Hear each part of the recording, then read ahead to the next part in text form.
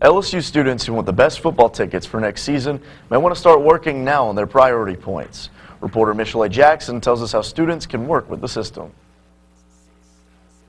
The priority point system was started at LSU to solve a problem with the distribution of football tickets. The system makes sure that the most dedicated LSU fans in all sports have a greater chance of getting the best football tickets and seats.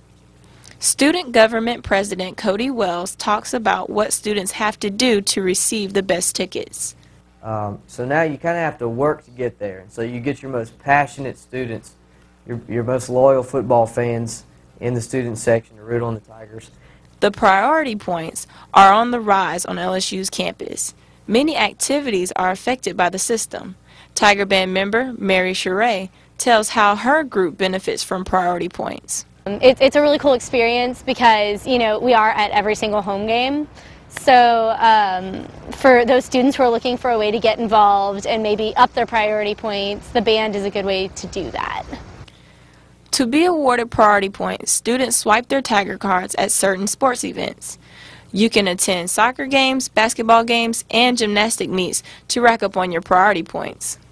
The priority point system is helping students to support more sports, and it's also getting them ready for the 2012 football season.